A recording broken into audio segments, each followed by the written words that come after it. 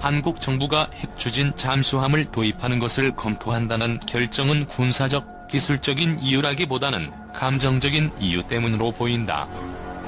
지난 16일 이낙연 국무총리가 YTN에 출연해 북한에 대항해 한국도 핵무기를 갖자고 하면 북한 비핵화 명분이 약해진다며 핵추진 잠수함 도입을 검토할 때가 됐다고 말한 것에 대한 미군사 전문가의 평가다. 이낙연 국무총리는 YTN에 출연해 핵추진 잠수함은 전술 핵무기와는 조금 다른 것이기 때문에 그 문제를 검토할 때가 됐다고 생각한다면서 핵추진 잠수함은 원자력을 무기가 아닌 연료로 사용하기 때문에 핵확산 금지 조약이나 한미 원자력 협정에 위배될 소지가 적다고 말했다. 핵추진 잠수함 도입론은 지난 4월 대통령 보궐선거 유세 기간 중 문재인 대통령이 핵추진 잠수함 보유를 위해 한미 원자력 협정 개정을 논의하겠다고 밝힌 뒤 지난 6월 송영무 당시 국방장관 후보자가 핵추진 잠수함의 도입 필요성을 역설하면서 수면 위로 떠올랐다. 송영무 국방장관은 지난 7월 31일 국회 국방위원회 전체 회의에 참석해서도 핵추진 잠수함 도입을 검토할 준비가 돼 있다고 말했다. 자유아시아 방송은 한국 정부의 이 같은 핵추진 잠수함 도입론에 대해 위상업용 위성사진 분석 업체 올소스 애널리시스의 조셉 버미데즈 선임 분석관은 한국 내 핵추진 잠수함 건조 주장은 감정적인 문제로 본다고 말했다고 16일 보도했다. 자유아시아 방송에 따르면 조셉 버미데즈 선임 분석관은 군사적, 기술적 관점에서 보면 한국이 이미 보유하고 있는 잠수함 한 대만으로도 북한의 그 어떤 탄도미사일 발사 잠수함도 감시하고 추적할 수 있는 능력을 갖고 있다고 평가했다고 한다. 자유아시아 방송에 따르면 조셉 버미데즈 선임 분석관은 한국 해군이 이미 보유하고 있는 AIP 추진기 잠수함을 더 생산한다면 당분간은 북한 탄도미사일 발사 잠수함에 대해 우려할 필요가 없다고 주장했다고 한다.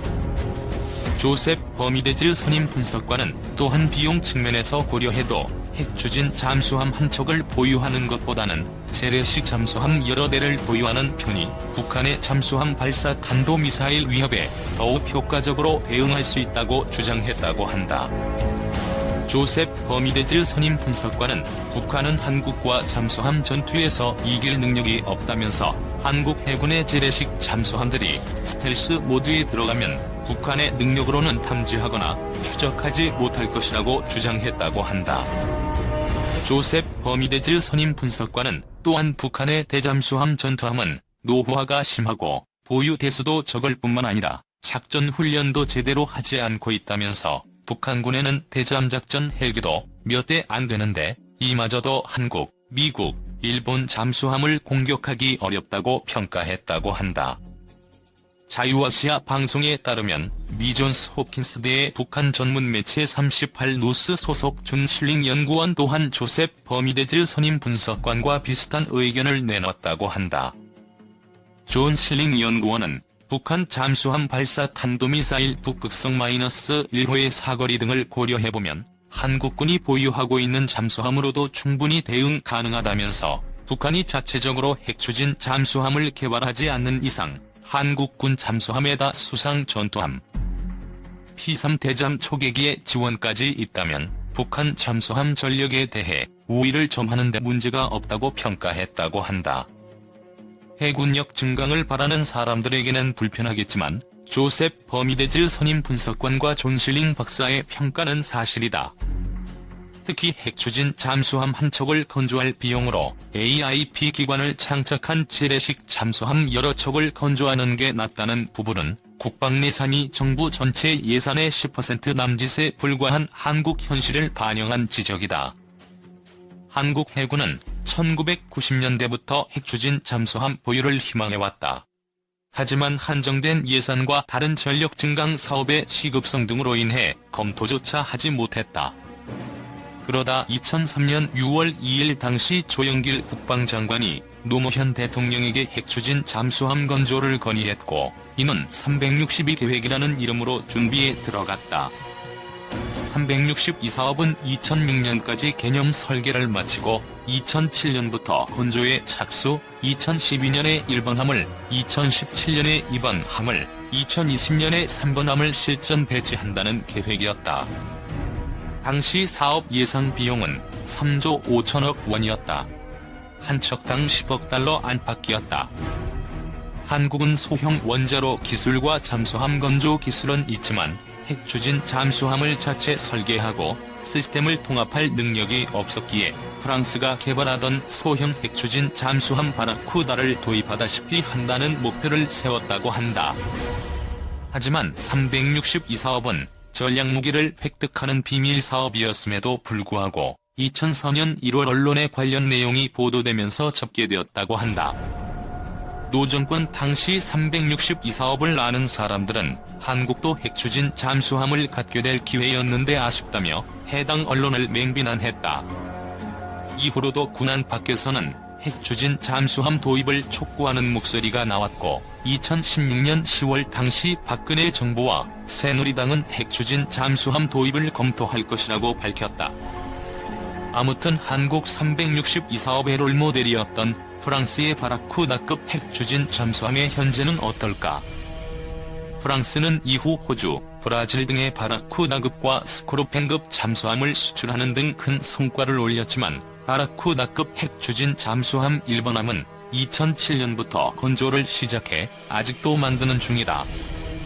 실전 배치는 당초 예정보다 1년 늦은 2018년이고 건조 비용 또한 한 척당 13억 유로에 달하고 있다.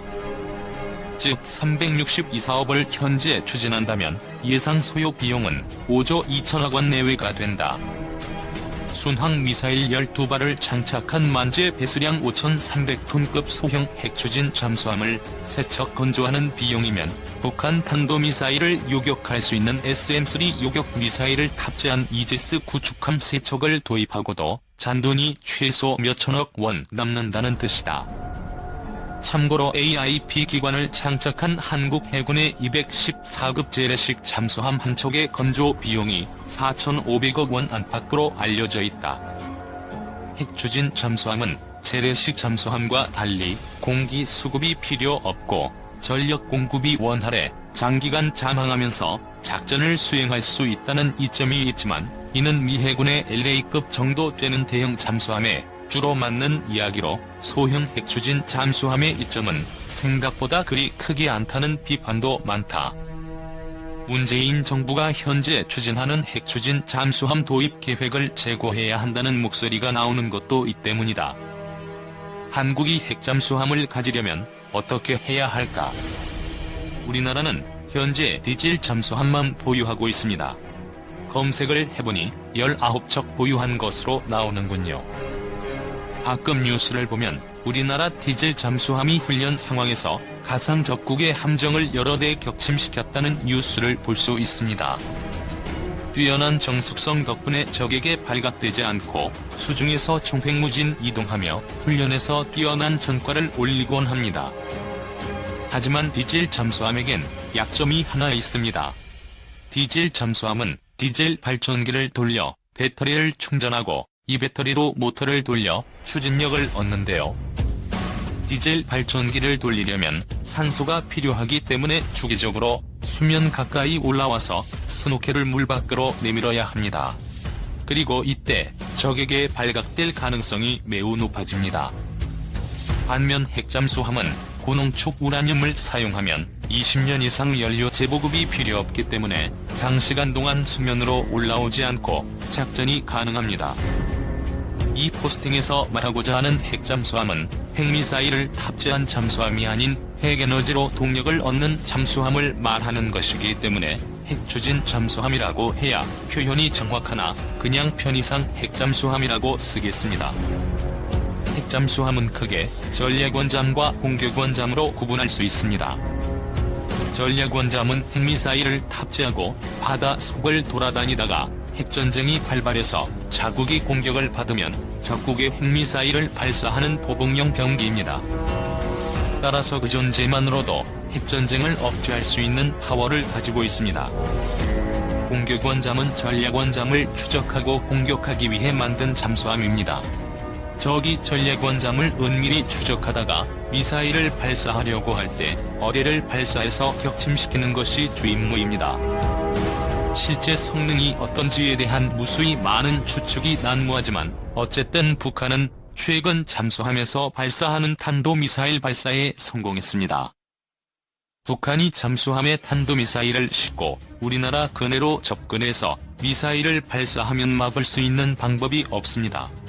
바다에서 불쑥 솟구쳐 나오는 미사일을 막는 것은 거의 불가능한 임무입니다. 가장 확실하게 막는 방법은 핵잠수함을 북한 잠수함 기지 근처에 매복시켜 두었다가 북한의 잠수함이 출항하면 추적해서 격침시키는 것뿐입니다. 잠항 시간에 제한이 있는 디젤 잠수함으로는 수행할 수 없는 임무입니다. 핵잠수함의 원자로에는 고농축 무기급 우라늄이 필요하며 이는 국제적으로 철저하게 통제되고 있습니다. 이 문제를 해결하지 않으면 핵잠수함을 운영할 수 없습니다.